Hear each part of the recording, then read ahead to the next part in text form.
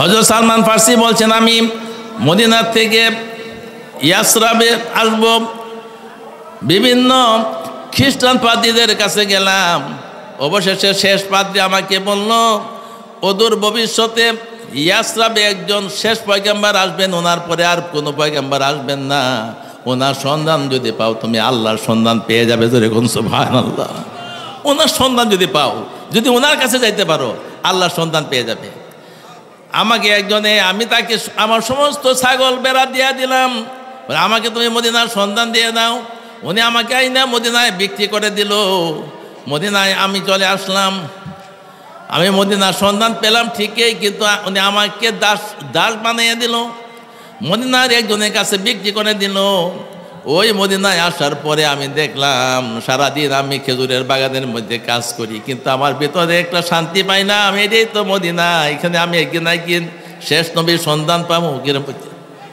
আমি শেষ নবীর সন্ধান পাবো একদিন। আমার ছাগল পেরা সব নিয়ে গেছে, নেক না, এখানে আমি গোলাম হয়ে গেছি, হই না, অসুবিধা কি? একদিন আমি বাগানের উপরে কাজ করতেছি, খেজুরের বাগান, অনেক উঁচা বাগান। উপরে থেকে আবার শুনলাম, ইন্না মুহাম্মাদান কাদ হাদারা ইয়াসরাবা, নিশ্চয় মুহাম্মদ ইয়াসরাবে আসছে। চিৎকার দিয়ে কোন সুবহানাল্লাহ। আমার সমস্ত শরীর আপাদমস্তক একবারে আমার লোমকূশগুলা খাড়া হয়ে গেছে। মুহাম্মদ নামটা শুনেছি, সুবহানাল্লাহ। আমার ভিতর কম্পন উঠছে। আমার মনে হয়েছিল আমি যেন আমার মনিবের উপরেই পড়ে যাব। আমি ওইখান থেকে নামলাম। মনিব বলল, নাম লিখেন। কয় যে আপনার ভাতিজা কি বলে গেল, তোর এটা দিয়ে কি লাভ? আমি শুনছি মুহাম্মদ নামটা বলছি, তোর ওটা দিয়ে কি? আমি মনে মনে বললাম, আমার যে কি সেটা তো আমিই জানি। আমার বাড়ি ছিল পারস্যে, এই পারস্য থেকে আমি এইটুকু আসছি এই মুহাম্মদ নামের জন্য। চিৎকার দিয়ে এখন সুবহানাল্লাহ। আমি তো ওই নামটার জন্য আসছি। মনিব, তুমি জানো না আমি কেন আসছি এখানে? আমি ছিলাম পারস্য রাজবংশের লোক, অগ্নি পূজকের পুরোহিতের একমাত্র সন্তান। আমি তো ওইটার জন্য আসছি এখানে। মনিব, তুমি জানো না আমি কোন কারণে পারস্য থেকে আমি এখানে আসছি, কোন ফুলটা গ্রহণ করার জন্য? মনিব, আমি এখানে আসছি ওই ফুলটা গ্রহণ করার জন্য। মনিব আমার গালের মধ্যে থাপ্পড় দিল, গাল ফুলে গেছে। এক গালে থাপ্পড় দিয়েছে। আমি আবার জিজ্ঞাসা করি, কি বলেছে? মুহাম্মদ নামটা বলেছে। কোথায় আসছে? আমার আরেক গালে থাপ্পড় দিয়েছে। এইভাবে 50টা থাপ্পড় দিয়েছে। আমি আবারও জিজ্ঞাসা করি। মনিব অপারক হয়ে অবশেষে আমাকে বলল, মক্কা শরীফ থেকে মুহাম্মদ নামে এক ভণ্ড প্রতারক এসেছে। জোরে কোন নাউজুবিল্লাহ। মুহাম্মদ নামে একজন নবতী দামিদার অমুক জায়গায় এসেছে, তার কিছু শিষ্য নিয়ে এসেছে। সে নাকি সদকার মাল খায় না, হাদিয়া দিলে খায়। তার পিঠের মধ্যে নাকি মোহরের নবুয়ত আছে। ঠিক আছে, একটু তো সন্ধান পাইলাম। 3 দিন পর আমি আমার মজুরি গ্রহণ করে মজুরি জমায়ে সন্ধ্যাবেলায় নিয়ে গেলাম। যাইয়া দেখলাম যেরকম চেহারার কথা শুনেছিলাম আমার পাদ্রীর কাছে, এরকম চেহারা মিলে গেছে। যাইয়া বললাম, আমি আপনার জন্য কিছু সদকার মাল এনেছি। টেস্ট করতেছি, কিছু সদকার মাল এনেছি, নিয়ে যান। আমি সদকার মাল আপনার জন্য এনেছি, নিয়ে যান। সদকার মালগুলা নিয়ে ওনার সাহাবীদেরকে দিয়ে দিলেন, নিজে খাইলেন না। ওই আচ্ছা, একটা টেস্টে উনি উত্তীর্ণ হয়েছেন, নিজে খায় নাই। আবার দেখলাম নিজে খায় নাই, সাহাবীদেরকে দিয়ে দিলেন। 3 দিন পরে আবার গেলাম, যাইয়া দেখি আজকে বললাম আমি আমার কিছু নিজস্ব মাল আপনার জন্য হাদিয়া আনলাম। তিনি নিজেও খাইলেন, সাহাবীদেরকেও খাওয়াইলেন। যেরকম সুবহানাল্লাহ। আমি বুঝলাম এই তো সেই লোক। পিছন দিকে ঘুরতেছি, দেখা যাক মোহরে নবুয়তটা আছে কিনা। নবীজি বুঝে পিছের চাদর ফালাইয়া দিলেন। দেখলাম 2 স্কন্ধের মধ্যেখানে পূর্ণিমার চাঁদের মতো তারকার মতো উজ্জ্বল একটা মোহরে নবুয়ত আমি দেখে চুমা মারলাম, নিজকে সংবরণ করতে পারলাম না, চিৎকার দিয়ে এখন সুবহানাল্লাহ। এই তো সেই লোক। আল্লাহর হাবিব আমাকে দেখে বললেন তোমার নাম সালমান? হ্যাঁ, জি জি জি জি ইয়া রাসূলুল্লাহ। তুমি পারস্যের লোক? হ্যাঁ। আল্লাহ পাক আমাকে জানিয়ে দিয়েছেন তুমি আমার আওলাদের অন্তর্ভুক্ত হয়ে গেছো। জোরে কোন সুবহানাল্লাহ। আওলাদের অন্তর্ভুক্ত হওয়া কি খামখেয়ালি কথা? নবীদের আওলাদের অন্তর্ভুক্ত হওয়া কি খামখেয়ালি কথা? অনেক বড় কথা। নবীজি ঘোষণা করছিলেন এক সময়, সালমান আমার আওলাদের অন্তর্ভুক্ত, সালমান আমার আওলাদের অন্তর্ভুক্ত। সালমান কোনোদিন বিয়ে করেন নাই। এক ব্যক্তি এসে বললো আমি আপনার জন্য একটা বিল্ডিং বানিয়ে দিতে চাই। কয় না না না, আমার বিল্ডিংয়ের দরকার নেই। কয়ে তাহলে একটা ছোটোখাটো ঘর বানিয়ে দিই। কলে আচ্ছা এইটা পারো, আমার আপাত মস্তক যেখানে থাকতে পারে এখানে এতটুকু একটা ঘর বানিয়ে দিতে পারো। আচ্ছা আজ দিচ্ছে এতটুকু ঘর বানাইয়া। নবীজি বলছেন সালমান আমার আওলাদের অন্তর্ভুক্ত। সালমান যেদিন নবীর বাড়িতে যাইতেন কোনো ব্যক্তি চান্স পাইতো না। নবীজি বলছেন সালমান যখন আসে জিব্রাইল পর্যন্ত অপেক্ষা করে। তো এখন সুবহানাল্লাহ। এত মহব্বত, এত ভালোবাসা সালমানের প্রতি। এই জন্য আমার পানের ভাইয়েরা, সালমান নবীর ভালোবাসা তারাই পায় যারা প্রকৃতপক্ষে নবীকে ভালোবাসে। কোথা থেকে? পারস্য থেকে আয়েশা নবীর ভালোবাসা পাই আওলাদের রাসূলের অন্তর্ভুক্ত হয়ে গেছে। আর আবু জেহেল নবীর চাচাতো চাচা হইয়াও নবীর দ্বারে কাছেও যাইতে পারে নাই। আর বদরের যুদ্ধে আবু জেহেলের মাথা কোথায় থাকবে, পাও কোথায় থাকবে, কোথায় তার শির আলাদা করা হবে, সব নবী যে আগের দিন বলে দিচ্ছে। কবরে কিনা গর্তের মধ্যে ফালানোর পরে নবীজি বলছেন আজকে কেমন লাগে, কি অবস্থায় আসছো? একজন সাহাবী জিজ্ঞাসা করলেন ইয়া রাসূলুল্লাহ সে তো মারা গেছে, সে কি শুনে?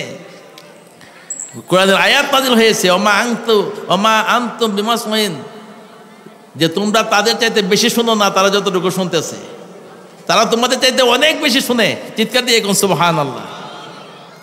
মৃত্যু আগে না জীবন আগে? আপনারা বলেন তো কোনটা আগে? মৃত্যু আগে। একটু আগে কি বলছিলেন? জীবন আগে। মৃত্যু কাকে বলে আগে সেটা তো আপনাদের বুঝতে হবে। মৃত্যু হইল অস্তিত্বহীন হওয়া, যা কিচ্ছু ছিল না। আমরা কি কিছু ছিলাম? আল্লাহ পাক কোরআনের পাকে বলেছেন হাল আতা আলাল ইনসানি হিনুম মিনাদ দাহরি লাম ইয়াকুন শাইআম মাযকুরা। মানুষ তোমার জীবনে এমন একটা সময় গিয়েছে যে তুমি কোনো উল্লেখযোগ্য বস্তুই ছিলে না, তুমি কিছুই ছিলে না, তোমার কোনো রক্ত মাংস দেহ কিছুই ছিল না। এই যে অস্তিত্বহীন, ওইটা হলো মৃত্যু। আল্লাহ পাক বলেছেন তোমার কোথায় বরিশালের চাল, কোথাকার শাকসবজি, কোথাকার সব কিছু এনে আমি একটা জায়গায় এনে তারপরে তোমার পিতার পেটের মধ্যে এনে আমি রক্ত বানাইলাম, তোমার মা রেহেমের মধ্যে নিলাম, ওইখানে নিয়ে আমি তোমাকে একটা অস্তিত্বের মধ্যে আনলাম। আনতে আনতে 4 মাস পরে তোমার একটা দেহ দিলাম, দেহ দিয়ে এটার মধ্যে আমি রূহ দিলাম। এই হইল জীবন শুরু হয়েছে।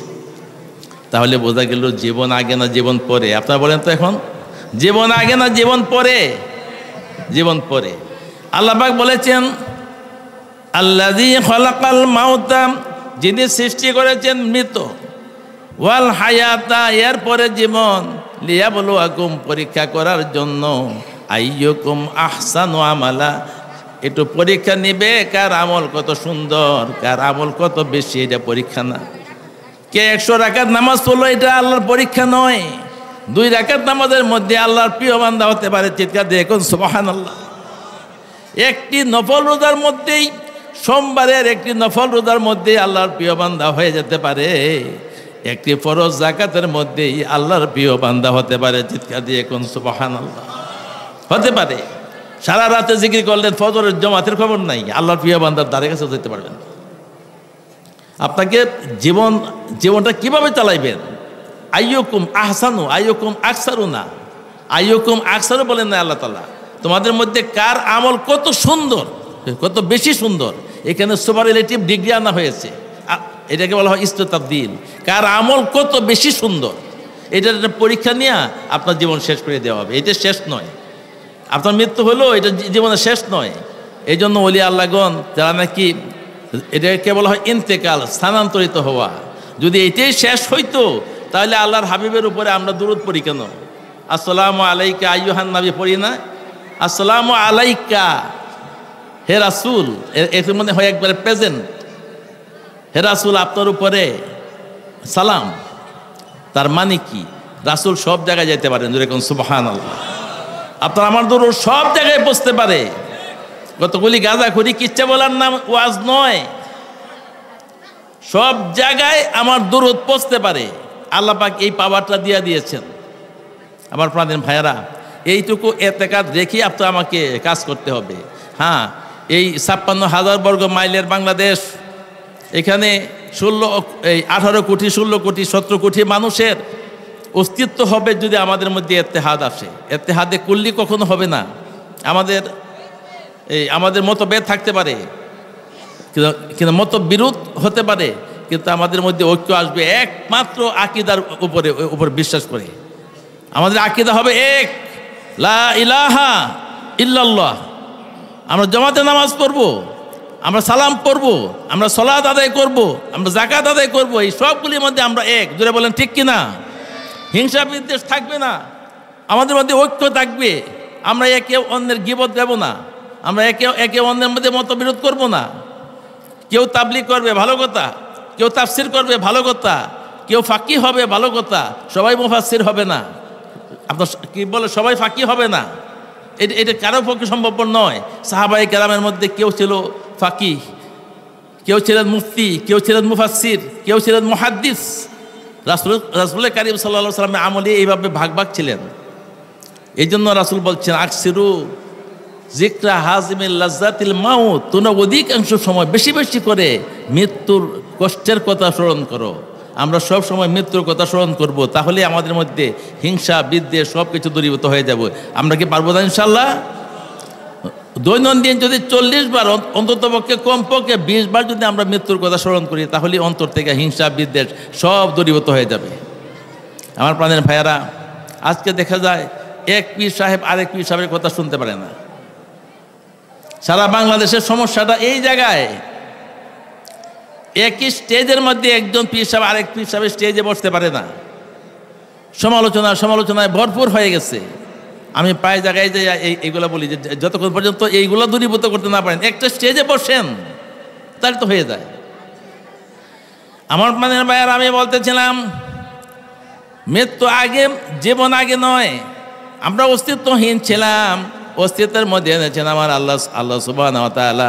অস্তিত্বের মধ্যে এনে আল্লাহ তাআলা আমাদেরকে শিক্ষা দিয়েছেন, তোমরা কিছুই ছিলে না, তোমাদেরকে আমি নাকের জায়গায় নাক, চোখের জায়গায় চোখ, পায়ের জায়গায় পা, হাতের জায়গায় হাত, কোটি কোটি লোমকূশ দিয়ে আমি তোমার মায়ের রেহেমের মধ্যে আমি তোমাকে সৃষ্টি করেছি। এত সুন্দর করে, এত নিখুঁত করে সৃষ্টি করেছি। তুমি যদি কোনোদিন মায়ের সঙ্গে বেয়াদবি করো, তুমি যত বড় ওলি হও, তুমি যত বড় কামেল হও, তোমার জন্য জাহান্নাম ছাড়া আর কিছুই হতে পারে না। তুমি আমার বান্দা, আমার জান্নাতের মেহমান হতে হলে 1 নম্বরে তুমি তোমার মায়ের সেবা করবে। মায়ের কদমের নিচে কিন্তু তোমার জান্নাত রয়েছে। চিৎকার দিয়ে কোন সুবহানাল্লাহ। আমরা মায়ের সেবা করতে রাজি আছি। মায়ের দোয়ার উপরে একজনের দোয়া কবুল হতে পারে না। আপনারা জানেন বিশ্ববিখ্যাত মুহাদ্দিস ইমাম মুহাম্মদ বিন ইসমাইল বুখারী রাহমাতুল্লাহি আলাইহি ছোটবেলায় অন্ধ হয়ে গেছে। উনি ছোটবেলায় বাবা হারা। তো বাবা বলে গেছে ওনার স্ত্রীকে যে এই ছেলেটাকে আমি অনেক বড় মুহাদ্দিস বানাতে চাই। আল্লাহ তাআলা একটা ইলহাম করলেন যে হে মুহাম্মদ বিন ইসমাইল, আমি তোমার দোয়াটা কিন্তু কবুল করেছি। এখন বাবা মারা যাওয়ার পরে মা দেখেন যে ছেলেটা অন্ধ হয়ে গেছে। জোরে কোন নাউজুবিল্লাহি মিন জালিক। মা একদিন আসরের পরে সিজদায় পড়ে গেছে, আয় আল্লাহ, আমার ছেলে তো অন্ধ, সে এত বড় মুহাদ্দিস কি করে হবে? তুমি যদি আমার ছেলের চক্ষু ভালো করে না দাও, আমি এই যে সিজদায় পড়েছি আর মাথা উঠাবো না। সিজদায় গেছি তো গেছি, আর মাথা উঠাবো না। আমি মায়ের দোয়া করার আগে দোয়া তো কবুল হয়ে যায়, কোনো হিজাব থাকে না। তো মাগরিবের সময় হতে না হতেই ছেলে চিৎকার দিয়ে বলছে, মা আমি সব দেখতেছি। তোর এখন সুবহানাল্লাহ। আমি সব দেখতেছি। সাওয়ানিহে বুখারীর মধ্যে এটা আছে। তো দোয়া কবুল হয়ে গেছে। আর সেই ইমাম বুখারী রাহমাতুল্লাহি আলাইহি 16 বছরে 6 লক্ষ হাদিসের হাফেজ। উনি বলছেন প্রায় 6 লক্ষ হাদিসের মধ্যে 2 লক্ষ সহিহ হাদিস আমার মুখস্থ ছিল। এই 2 লক্ষ হাদিসের মধ্যে আমি যাচাই বাছাই করতে করতে মাত্র 7,500 হাদিস আমি সহিহ বুখারীর মধ্যে উঠাইছি। আর বাকি রইল কত? 1,93,000 হাদিস। ওই 1,93,000 হাদিস ইমাম হাকিম রাহমাতুল্লাহি আলাইহি ওনার কিতাবে আলাদা কিতাবে লিখছে। এখন একদল লোক হাদিস খুঁজে পায় না, ওরা বলে কি সব হইল এই দুর্বল হাদিস। এই দুর্বল হাদিস বইলা আপনার এই শুধু দুরূদ ইব্রাহিমে ছাড়া আর কোনো দুরূদ পড়া যাবে না, খালি দুরূদ ইব্রাহিমী।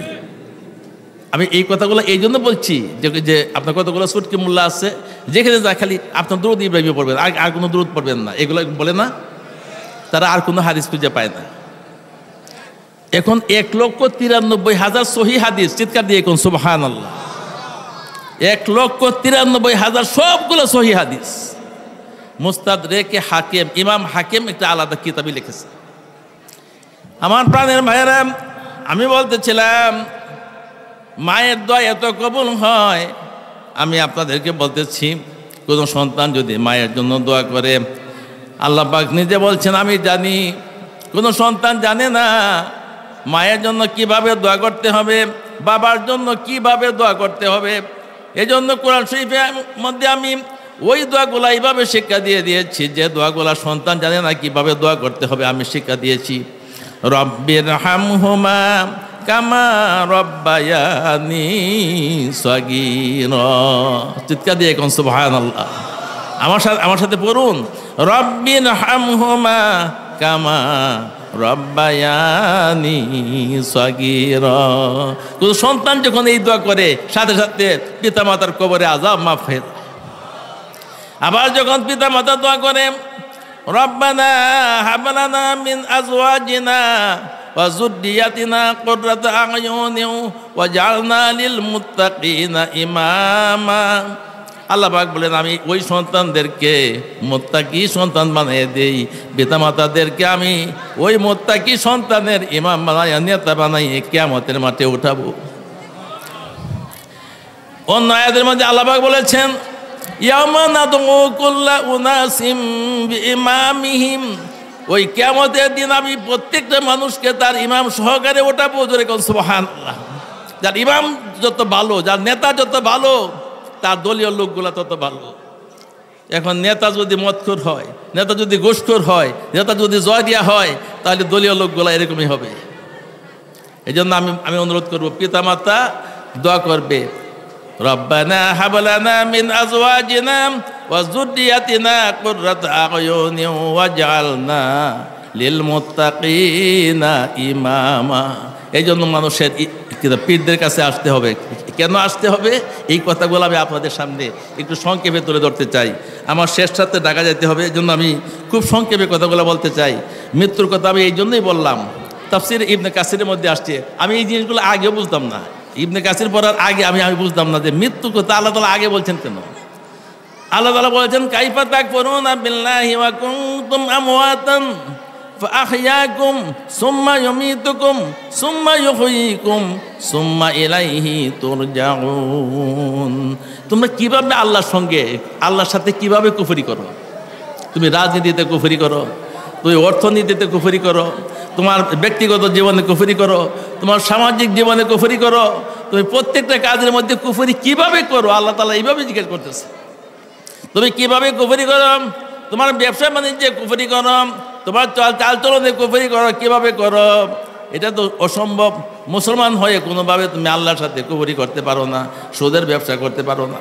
আমার বাংলাদেশের লক্ষ লক্ষ লোক সুদের ব্যবসা করে, ধরে বলেন ঠিক কিনা? আছে না? সুদের ব্যবসার মধ্যে একবারে সুদের ব্যবসা বাংলাদেশে পুরুষের চাইতে মহিলাদের মার্কেট গরম বেশি, ধরে বলেন ঠিক কিনা? মহিলাদের মার্কেট খুব গরম। এটা কিন্তু কুফরি। যদি কেউ হালাল মনে করে সাথে সাথে কুফরি হয়ে যাবে, সাথে সাথে কুফরি হয়ে যাবে। আল্লাহ পাক যেটাকে হারাম করেছেন, এই মান আহাল্লা হালালাহু ও হারামা হালালাহু, যে ব্যক্তি হালালকে হারাম মনে করে আর হারামকে হালাল মনে করে, ফাকাত কাফারা, সে কুফরি করলো। সেই জন্য আমরা ব্যবসা বাণিজ্যে কুফরি করি, আমরা কথাবার্তায় কুফরি করি, আমরা চাল চলনে কুফরি করি। আল্লাহ পাক বলছেন কাইফা তাকফুরুনা বিল্লাহ, তোমরা কিভাবে আল্লাহর সাথে কুফরি করো। আমার প্রাণের ভাইয়ারা, আমরা আল্লাহর সাথে কেউ কুফরি করব না, রাজি আছি ইনশাআল্লাহ? কেটা কেটা কুফরি করবো না, হাত তুলে দেখেন দেখি, নারে তাকবীর, হাত নামান। আমরা আল্লাহর সাথে কুফরি করব না ইনশাআল্লাহ। যদি এইগুলো আমাদের ভিতরে থাকে, এই দরবারে আসা উপকৃত হব। আর যদি এইগুলি ভিতরে না থাকে, সারা জীবন দরবারে গইলেও কিচ্ছু লাভ নেই। আবু জেহেল তো রাসূলের সঙ্গে ঘুরতেন, লাভটা হইল কি? আর কোথায় সালমান ফার্সি পারস্য থেকে আসছে, ঘুরিয়ে আসতে আসতে আসতে আসতে সে সন্ধান পাইছে অদূর ভবিষ্যৎ, আমি এটা কিন্তু সংক্ষেপে বলছি, অদূর ভবিষ্যতে মদিনায় শেষ নবী আসবেন। চিৎকার দিয়ে এখন সুবহানাল্লাহ। তো আমি এটা বললাম এই জন্যই যে মানুষ মরে গেলেই শেষ হয়ে যায় না, বরং স্থানান্তরিত হয়। যেরকম সুবহানাল্লাহ, স্থানান্তরিত হয়। সহিহ হাদিসের মধ্যে আসছে, আব্দুল্লাহ বিন উমর রাদিয়াল্লাহু তাআলা আনহু এই হাদিসের প্রবর্তক, উনি বলছেন যখন কোনো মুমিন ব্যক্তি মারা যায়, তার কবরের পাশে দিয়ে পরিচিত কোনো লোক গেলে যখন সালাম দে, এতক্ষণ পর্যন্ত আল্লাহ পাক তার রূহটাকে আবার তার মধ্যে ফিরিয়ে দেয়, হাত্তা ইউসাল্লিমু আলাইহি, যে সে যতক্ষণ পর্যন্ত সালামের জবাব না দে, সালামের জবাব দে, সে তাকে চিনে। জোরে কোন সুবহানাল্লাহ। আর যারা ওলি আল্লাহ, তাদের অবস্থা তো ভিন্ন।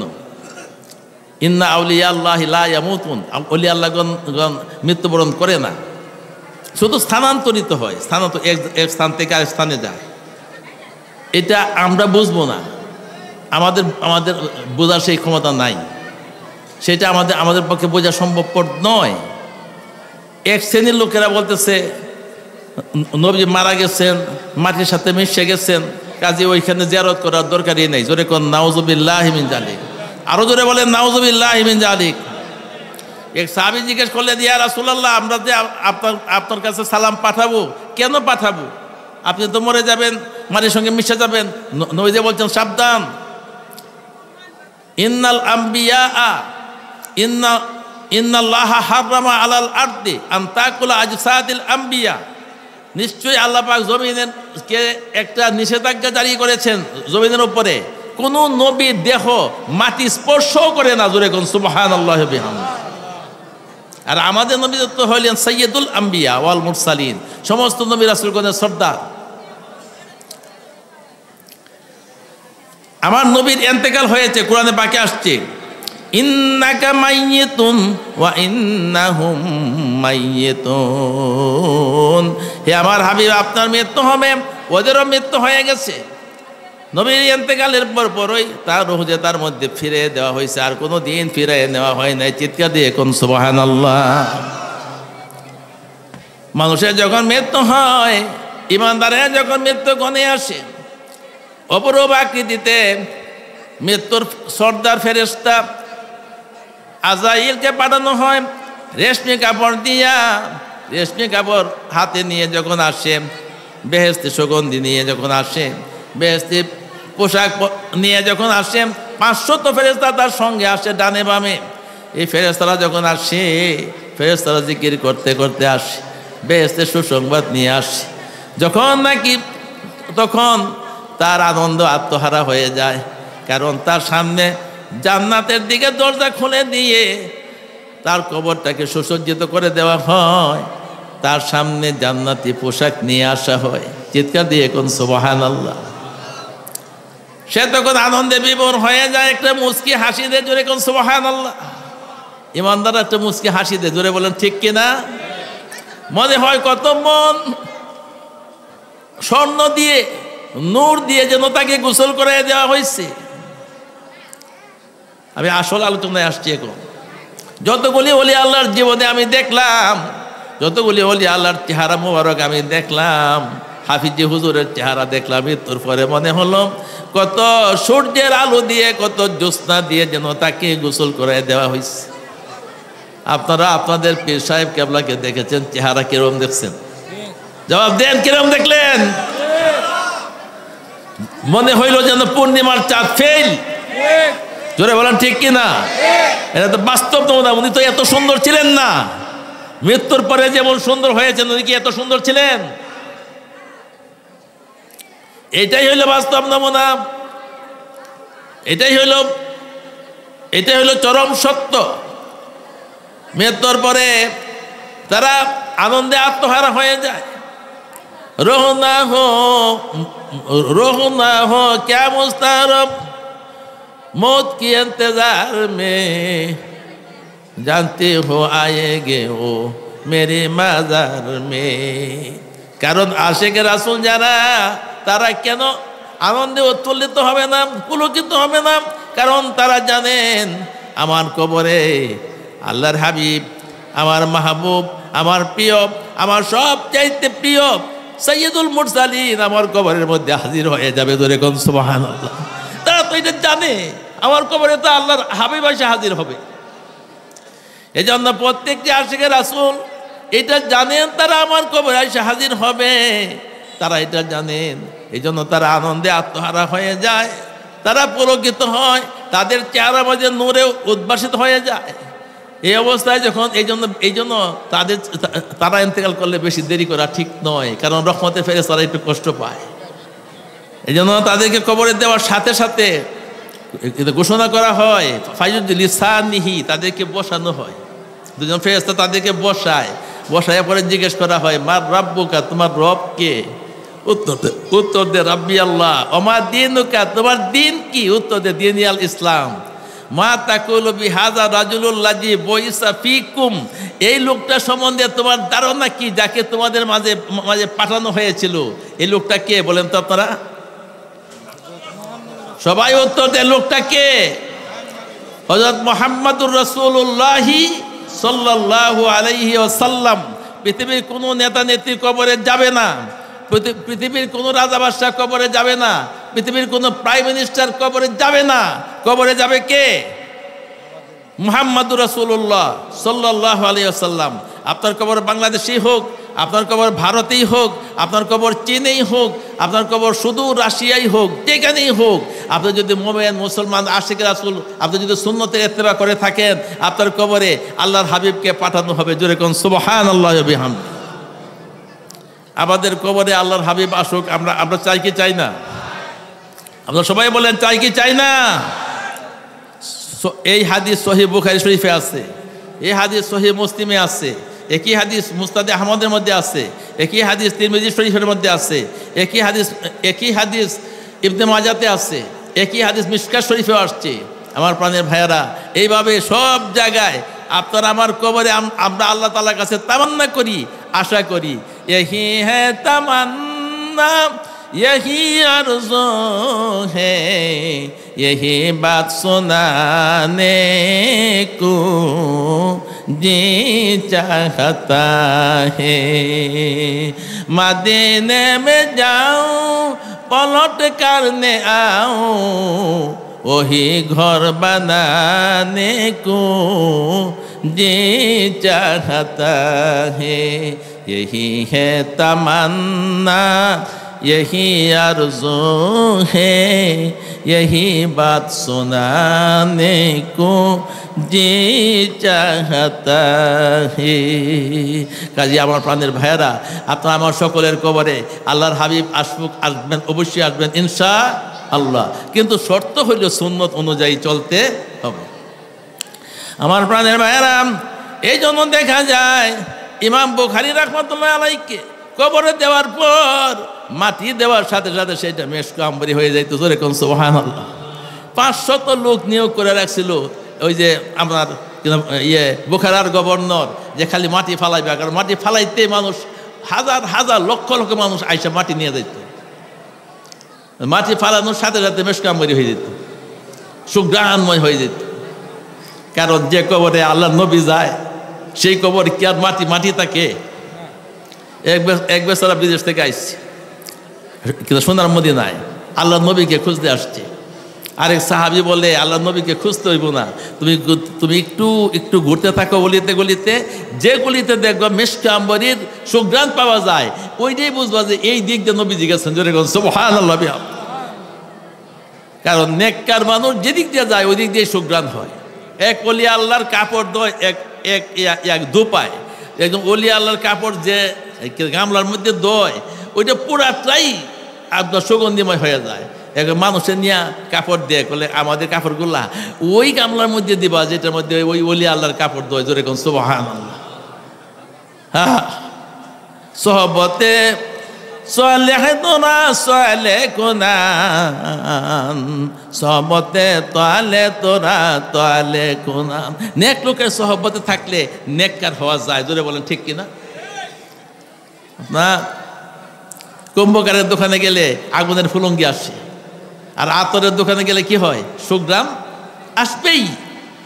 এই জন্য আমি আপনাদেরকে বলি ভাই, জীবনে কোনো খারাপ লোকের সঙ্গে চলবেন না। রাজি আছি আমরা? কোনো এই যে যারা নাকি বদলাম করতাম করে, এদের এই সমস্ত পীর এই সমস্ত দরবেশের কাছে যাওয়ার দরকার নাই। আমরা যারা বদলাম টদলাম গায় না, আপনারা দেখবেন প্রকৃত ওলি আল্লাহ কারা? যারা কারো বদলাম গাবে না, যারা কারো বদলাম টদলাম করতামের দ্বার কাছে যায় না, নিজের চিন্তাই তো বিভোর, অন্যের বদলাম গাবে না, তারা তাহাজ্জুদ পড়তে পড়তে তো জীবন কাটাইয়া দেয়। তো এই জন্য আমি বলছি একটু নবীর শান গাই আমরা। শাহাদাতে ফুটল রে ফুল, সবাই গান। শাহাদাতে ফুটল রে ফুল, রঙিন গোলের লালা। শাহাদাতে ফুটল রে ফুল, রঙিন গোলের লালা। সে ফুলেরই গন্ধে আজি দুনিয়া মাতোয়ারা। শাহাদাতে ফুটল রে ফুল, সবাই জোরে জোরে বলেন।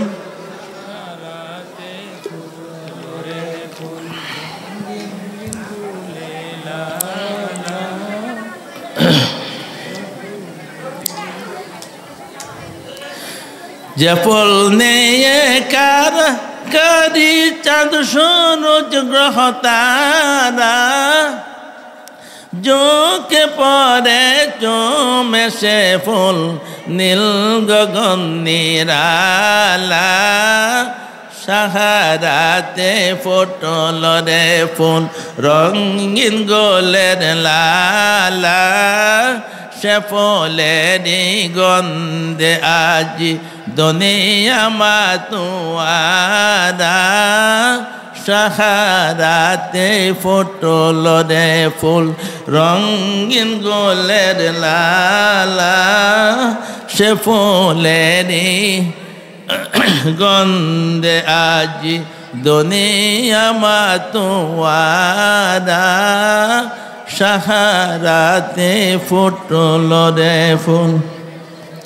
যাক আমার প্রাণের ভাইয়েরা, আমি বলতেছিলাম যে মৃত্যু আগে আর জীবন পরে।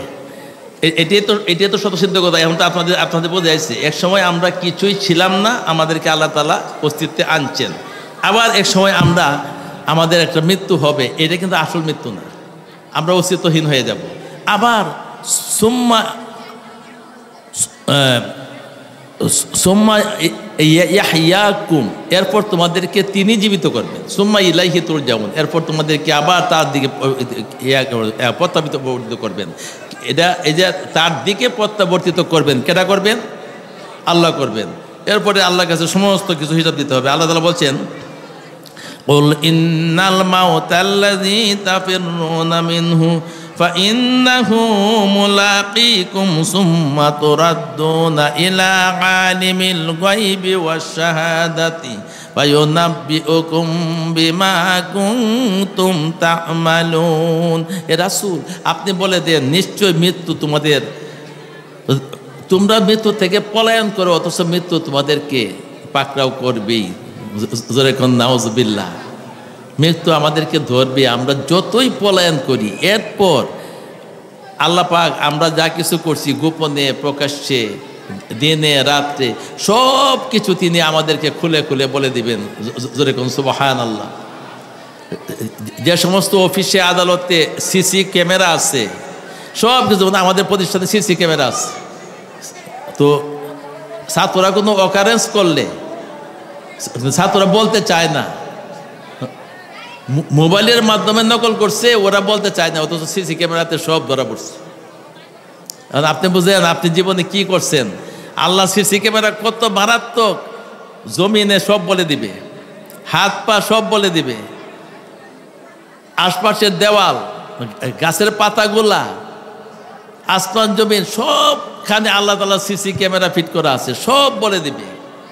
ফায়ুনাব্বিউকুম বিমা কুনতুম তা'মালুন, তোমরা যা কিছু করছো সব কিছু সংবাদ দিয়ে দিবে। সেদিনকার অবস্থাটা কি অবস্থা হবে।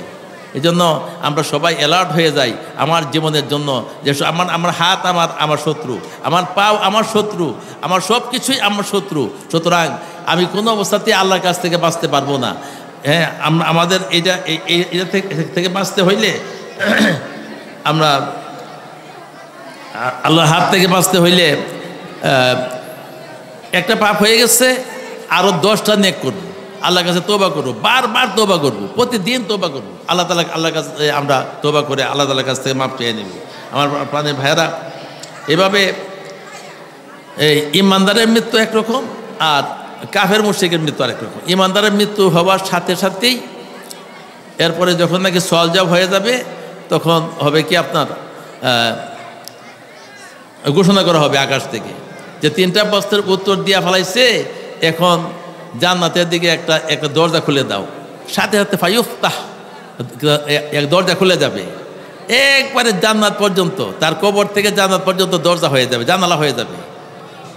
এরপরে বলে দেওয়া হবে তাকে জান্নাতে পোশাক পরিয়ে দাও, ওয়ালবিসুহু লিবাসাল জান্নাহ, তাকে জান্নাতে পোশাক পরিয়ে দাও। জোরে কোন সুবহানাল্লাহ।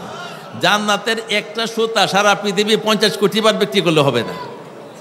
এরপরে জান্নাতে বিছানা বিছিয়ে দাও, ওয়াফরিশুহু ফিরাশাল জান্নাহ, ওকে জান্নাতি বিছানা বিছিয়ে দাও, তো জান্নাতি বিছানা বিছিয়ে দেবে। এরপরে যে একটা ঘুম দিবে, আরে বাবা। এরপরে বলা হবে নিম কাদামিল উরুস, তুমি নতুন জামাইয়ের মতো ঘুমাইয়া যাও। এই যে উরুস কয় না, উরুস, এই উরুস হইল এটা, যে তুমি নতুন জামাইয়ের মতো একদম ঘুমাইয়া যাও। সে যে এক ঘুম দিবে, এরপরে ইসরাফিল আলাইহিস সালামের প্রথম সিংহায় না, দ্বিতীয় সিংহা দিলে পরে, ফুঁক দিলে পরে সে চক্ষু কেঁচা দিকে উঠবে আর বলবে, আহাই রে, কাঁচা ঘুমটা, মাত্র ঘুমটা আইসে, এমনি সোজা করিয়া ফেলাইল। কত লক্ষ লক্ষ বছর চলে গেল এক ঘুমে। আমার প্রাণের ভাইয়েরা, সেই ধরনের ঘুম আমাদের সবাই হোক। এটা হইতে হইলে এই সুন্নত মুআফিক 3টা প্রশ্নের জবাব। 1 নম্বর হইল তোমার রবকে, রব চিনতে হবে, রবকে চিনতে হবে। আমাদের রবকে বলেন তো? সব জায়গায় আল্লাহকে চিনতে হবে। আল্লাহ আমার রব, এই রবি আমার সব। আমি তো মাঝে মধ্যে অনেক দূরে দূরে ওয়াজে যাই, তখন এই গান, এই গজল গাইতে থাকি। আল্লাহ আমার রব, এই রবি আমার সব, দমে দমে তনু মনে, দমে দমে তনু মনে তারি অনুভব। আল্লাহ আমার রব, এই রবি আমার সব। তোমার দুনিয়াতে আমি যেদিকে তাকাই, অথই নিয়ামতে ডোবে আছি সবাই। যার হয়েছ তুমি তার নেই কো পরাভব, নেই কো পরাভব। আল্লাহ আমার রব, এই রবি আমার সব। সবাই বলেন আল্লাহ আমার রব, এই রবি আমার সব। আল্লাহ আমার রব, এই রবি আমার সব। তোমার মদত পেলে আমি আর না কিছু চাই, তোমার প্রেমের অনল আমি কি দিয়ে নিভাই। তোমার মদত পেলে আমি আর না কিছু চাই, তোমার প্রেমের অনল আমি কি দিয়ে নিভাই। যার হয়েছ তুমি তার নেই কো পরাভব, নেই কো পরাভব। আল্লাহ আমার রব, এই রবি আমার সব। সব জায়গায় আমার রব হইল একমাত্র লা ইলাহা ইল্লাল্লাহ। দিনে রাত্রে যে শয়নে স্বপ্নে আমাকে বাঁচানেওয়ালা আল্লাহ, আমাকে মাননেওয়ালা আল্লাহ, আল্লাহর প্রতি ভালোবাসা, আল্লাহ যিনি আমানু আসাদ্দু হুব্বান লিল্লাহ, যারা ইমানদার তাদের তীব্র ভালোবাসা থাকবে আল্লাহর প্রতি। সুতরাং আল্লাহর প্রতি আমার ভালোবাসা তো রাখতেই হবে। এরপরে 2 নম্বর প্রশ্ন, ওমা দিন ওকে, তোমার দিন কি? আমার দিন কি বলেন তো ভাই? আমি দিনের বেলা নিরপেক্ষ না, আমার দিন হইল ইসলাম। আর 3 নম্বর প্রশ্ন, তোমার নবীকে, তোমার নবীকে এইভাবে বলবে না। 3 নম্বর প্রশ্ন হইল সরাসরি নবীকে আয়না দেখাবে। এই লোকটি সম্বন্ধে তোমার ধারণা কি? নাম বলবে না, নাম আপনার বলতে হবে। এই লোকটাকে চেনো, যে ব্যক্তি নবীর সুন্নত অনুযায়ী চলে, একদম নবীর তরিকা অনুযায়ী চলে, ওইখানে যাই গীত গাইলে হইব না। নবী যেমনে উঠছেন ঘুম থেকে এমনি উঠতে হবে, নবী যেমনে খাইছেন এমনি খাইতে হবে, নবী যেমনি বিয়ে শাদী করছেন এমনি বিয়ে শাদী করতে হবে, নবী যেমনি ব্যবসা বাণিজ্য করছেন এইভাবে ব্যবসা বাণিজ্য করতে হবে, নবী যেমনি নামাজ পড়ছেন সেইভাবে নামাজ পড়তে হবে, নবী যেমনি বিয়ে শাদী করছেন এইভাবে বিয়ে শাদী করতে হবে, নবী যেমনি চলাফেরা করছেন এইভাবে চলাফেরা করতে হবে, নবী যেমনি ব্যবসা বাণিজ্য করছেন এইভাবে ব্যবসা বাণিজ্য করতে হবে। এইভাবে চলাফেরা করে ব্যবসা বাণিজ্য করে সব কিছু করলে পরে অটোমেটিক আল্লাহ পাকের পক্ষ থেকে জবান দিয়ে আপনার জবান দিয়ে আসবে, আপনি দেখে চিনবেন, আপনি বলবেন হাজা নাবিয়ুনা মুহাম্মদুর রাসূলুল্লাহ সাল্লাল্লাহু আলাইহি ওয়াসাল্লাম। ওইখানে কিয়ামতের মাঠে আর ওই সময় আল্লাহ পাকের পক্ষ থেকে আওয়াজ আসবে, ওই নাদি মুনাদি মিনাস সামা, আকাশ থেকে আওয়াজ আসবে, এর জন্য জান্নাতি পোশাক পরাইয়া দাও। জোরে কোন সুবহানাল্লাহ। নবীর সিনালাইছে আর কোনো কথা নাই, ওরে জান্নাতি পোশাক পরাইয়া দাও, ওকে জান্নাতি বিছানা বিছাইয়া দাও, ওকে জান্নাতের সাথে জানালা দিয়া ওরে জান্নাতের সঙ্গে সংযোগ স্থাপন করাইয়া দাও। 2টা রাস্তা হবে, একটা হইল নবীর সাথে সোনার মদিনায়, আর একটা হবে জান্নাতের সঙ্গে। তো এইটা করতে হইলে এই একটা সহজ পথ আমি আপনাদের সামনে দেখাই গেলাম। আপনার অনেকে মনে করে যে মৃত্যুর বুঝি জীবনের শেষ নয়। মौत को समझा है गाफिल इख्तितामे जिंदगी, मौत को समझा है गाफिल इख्तितामे जिंदगी, दर हकीकत मौत है सुबह हयात जिंदगी। আল্লাহ পাক আমাদের সবাইকে মৌতকে জিন্দগি শেষ না, মৌতটা হলো জীবনের শুরু। এর থেকেই কিন্তু আপনার জীবনের অনাদি অনন্তকাল জীবন, যেটা থেকে আপনি দেখবেন একটার থেকে আরেকটা একটু দূরে, একটু বেশি। দুনিয়ার জীবন খুব ছোট, এরপরে কবরের জীবনটা হলো একবারে জীবনের শেষ লোকটা যে নাকি মারা যাবে সেও আপনার 42,000 বছর থাকবে। তারপরে হাসরের জীবনটা হবে 50,000 বছর দাঁড়ায় থাকতে হবে। এখান থেকে ফুলসিরাত আরেকটু বেশি, তারপরে জাহান্নাম, আপনার জান্নাত, অনাদি অনন্তকাল, আর এইভাবে বাড়তে থাকবে। তো এইভাবে শুধুমাত্র বাড়তেই থাকবে। বক্তা নিয়ে আসো। তো আমি আমার আলোচনা এখানে শেষ করছি।